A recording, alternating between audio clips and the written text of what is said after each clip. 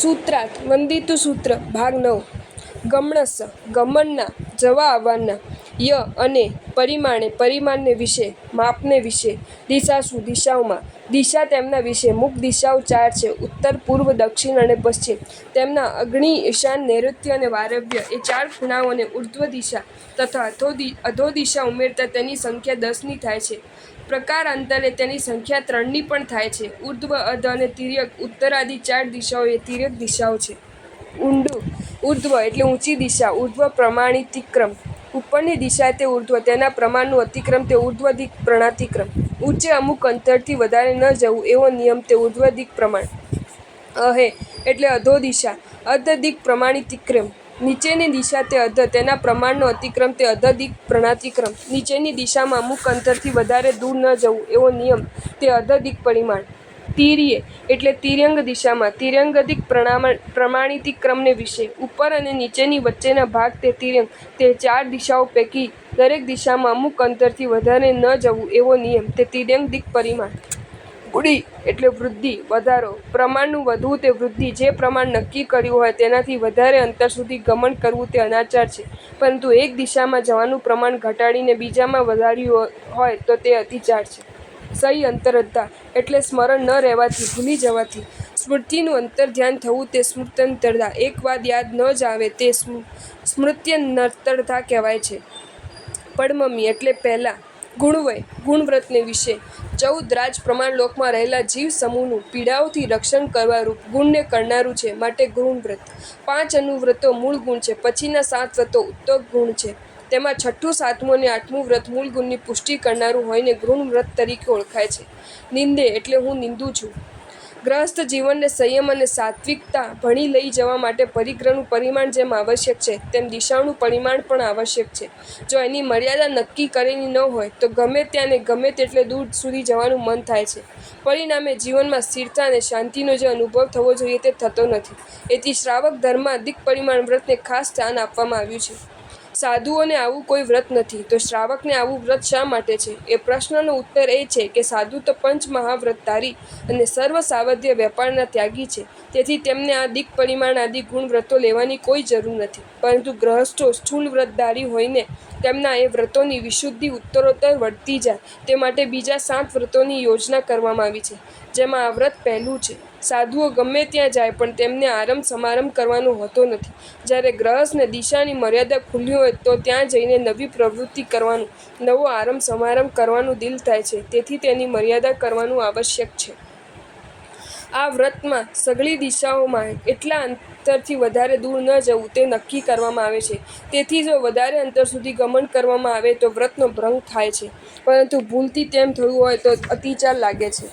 ઉઢ્ઢમ અહે સહી અંતરદ્ધા એટલે ઉર્ધ્વ પ્રમાણિતિક્રમ અધ પ્રમાણિતિક્રમ તિર્યંક પ્રમાણિતિક્રમ ક્ષેત્ર વૃદ્ધિ અને સ્મૃત્યંત ધ્યાન એ 5 અતિચારોને ઉર્ધ્વિક પ્રમાણિતિક્રમ ઊંચે જવા માટેનું જે પ્રમાણ નક્કી કર્યું હોય તેને અતિક્રમ થાય તે ઉર્ધ્વાદિક પ્રમાણિતિક્રમ.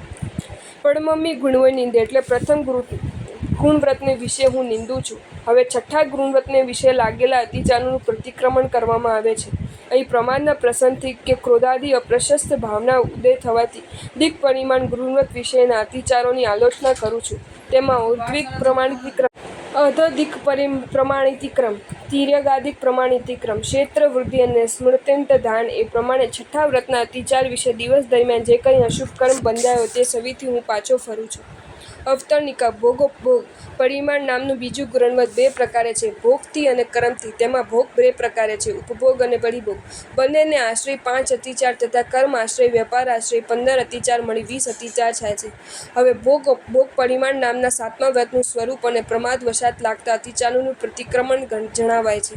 મંજમ્મી મદ્યની વૃત્તિ વિશે દારૂની વૃત્તિ વિશે માદ્યતતિ મધ્યમ જે કેફ ચડાવે તે મધ્ય સુરા વારુણી કાદંબરી દારૂ વગેરે તેના પર્યાય શબ્દો છે. મજ્જમ પૂર્ણ કઠ્ઠ પીઠ નિષ્ફળમ મધ્ય 2 પ્રકારનું છે કાષ્ઠ નિષ્પન્ન અને પિષ્ટ નિષ્પન્ન. તેમાં વનસ્પતિના ફળ છાલ વગેરે કોહવાડાવીને બનાવેલું મધ્ય તે કાષ્ઠ નિષ્પન્ન છે અને આટો કવડાવીને બનાવેલું મધ્ય તે નિષ્ઠ નિષ્પન્ન છે. આધુનિક યુગમાં મધ્યની બનાવટ અનેક વસ્તુઓમાંથી અનેક પ્રકારે કરવામાં આવે છે તે બધાનો સમાવેશ મધ્યમાં થાય છે. મદ્યના દોષો અનેક છે તે વિશે કલિકાલ સર્વજ્ઞ શ્રી હેમચંદ્રાચાર્યે યોગશાસ્ત્રમાં જણાવ્યું છે કે વિદધત્ય શૈલ્યસ્થિલ્યમ કલ્પયંતીન્દ્રિયાની ચ મૂર્છા મત્તુર્છા યચ્છન્તિ હાલાહાલ હલોપમા વિવેક સંયમો જ્ઞાનમ સત્તમ શૌચમ દયા ક્ષમા મધ્યાત પ્રલયિતે સર્વ તૃણીયા વાહિકણાદેવ દોષાણા કારણમ મધ્યમ કારણમાપાદા રોગાતુરિવ પથ્યમ તસ્માદ્યમ વિવર્જયેત હલાહલ વિષ સમીસુરા શરીરને શિથિલ કરી નાખે છે, ઇન્દ્રિયોને અશક્ત કરી નાખે છે અને ખૂબ ઊંડા ગહેરમાં નાખી દે છે. ઘાસનો ગંધ જેમ અગ્નિના તણખાથી નાશ પામે છે તેમ વિવેક સંયમ જ્ઞાન સત્ય શૌચ દયા અને ક્ષમા એ સર્વ મદિરાથી નાશ પામે છે. ચોરી વ્યભિચાર વગેરે દોષોનું કારણ મદ્ય છે તથા વિવિધ વિપત્તિઓનું કારણ પણ મદ્ય જ છે. માટે રોગ પીડિત માણસ જેમ કુપથ્યથી દૂર રહે તેમ માણસે તેનાથી દૂર રહેવું જોઈએ. મન્સમી એટલે માંસની વૃત્તિ વિશે. માંસ 3 પ્રકારનું છે: જળચર માંસ, સ્થળચર માંસ અને ખેચર માંસ. તેમાં માછલી, કાચબા વગેરે માંસનું તે જળચર માંસ છે. ઘેટાં, બકરા વગેરેનું માંસ તે સ્થળચર માંસ છે અને તેતર વગેરેનું માંસ તે ખેચર માંસ છે. માંસની ઉત્પત્તિ હિંસા વિના થતી નથી અને હિંસા દુર્ગતિનું કારણ છે. તેથી માંસને વર્જ્ય ગણવામાં આવ્યું છે. શ્રી હેમચંદ્રાચાર્યે યોગશાસ્ત્રના તૃતીય પ્રકાશમાં કહ્યું છે કે દિવ્ય ભોજનો હોવા છતાં જેઓ માંસ ખાય છે તેઓ અમૃત રસ છોડીને હલાહલ વિષ ખાય છે. વળી પ્રાણીના મરણ પછી તરત જ તેના માંસમાં સમૂળજીવ જંતુઓની ઉત્પત્તિ થતી હોવાથી તે દૂષિત થાય છે. તેથી નરકના ભાતા સમાન માંસનું ભક્ષણ કોણ કરે? શ્રી ઉત્તરાધ્યાન સૂત્રમાં માંસ ખાનારા ભવ તથા પરભોમાં દુઃખી થાય છે અને અકાળ મરણે મરી દુર્ગતિમાં જાય છે તેવું વર્ણન છે. તે આ પ્રમાણે: હિંસે બાલે મુસાવાઈ માઈલ્ય પિસુને સડે ભુંજ માણે સુરમ મંસમ સેયમ મયંતી મન્નૈ કાયસા વૈસા મત્તે વિત્તે મિદ્દે ઇત્થિસુ દુહઓ મલ્લમ સંચિનૈ શિશુ નામો વ બઠ્ઠિયમ ઇત્થિ વિષય મધ્યયમ મહારંભ પરિગય ભુંજ માણે સુરમ મસમ પડી બુડ્ઢે પરમ દવ. શ્રી ઠાણાક સૂત્રમાં ચોથે ઠાણે જણાવેલ છે કે 4 કારણે જીવ નરકના કર્મ બાંધે: મહારમ, મહાપરિગ્રહ, પંચેન્દ્રિય જીવનો વધ અને કાણીમહાર એટલે માંસાહાર. શ્રી ઉવાઈ સૂત્રમાં પણ માંસાહાર કરનાર નરકોને યોગ્ય કર્મ બાંધી નરક ગતિમાં ઉત્પન્ન થાય છે તેવો પાઠ છે. શ્રી ભગવતી સૂત્ર શતક 8 ઉપદેશો 9માં ગૌતમ સ્વામીએ ભગવાન મહાવીરને નરક ગતિને યોગ્ય કર્મણ શરીર પ્રયોગ બંધનું કારણ પૂછેલ છે. તેનો ઉત્તર આપતા ભગવાને કહેલ છે કે હે ગૌતમ, મહારમ, મહાપરિગ્રહ, માંસાહાર તથા પંચેન્દ્રિય જીવના વધથી નારકોના આયુષ્યને યોગ્ય કર્માણ પ્રયોગ બંધ થાય છે.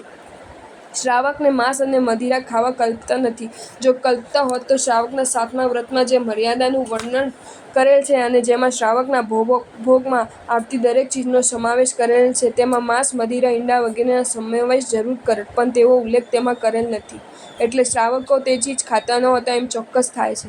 વળી તે જ વ્રતના અતિચારોમાં અપોલીઓ ઔસહી ભક્ષણાય, દુપોલીઓ ઔસહી ભક્ષણાય વગેરે પાઠ છે. તેમાં જે ઔસહી શબ્દ વાપરેલ છે તેનો અર્થ ધાન્યની જાત, બાજરો, જુવાર વગેરે જૈનાગમ થાય છે. એટલે કે શ્રાવકને ધાન્ય ખાનાર કહે છે, નહીં કે માંસ ખાનાર.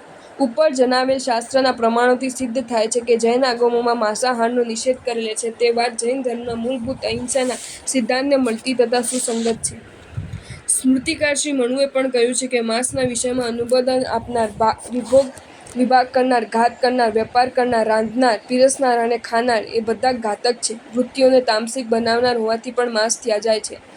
ચ અને અહીં તેનાથી મધ, માખણ આદિ સર્વ અભક્ષ્ય અને અનંતકાય વસ્તુઓ જે 22 અભક્ષ્ય અને 32 અનંતકાય રૂપે જણાવી છે તે સમજવાની છે. પુફ્ફે એટલે ફૂલને વિશે, ફળે એટલે ફળને વિશે, ગંધમણ એટલે ગંધ અને માલ્યને વિશે. કેસર, કસ્તુરી, કપૂર, ધૂપ વગેરે સુગંધિત પદાર્થો ગંધ કહેવાય છે અને ફૂલની માળા તથા બીજા શણગારો માલ્ય કહેવાય છે. જો તમને આ વિડીયો ગમ્યો હોય તો આ વિડીયોને લાઈક કરો અને મારી ચેનલ જૈન ફેક્ટ્સ એન્ડ સ્ટોરીઝને સબસ્ક્રાઈબ કરો. ધન્યવાદ.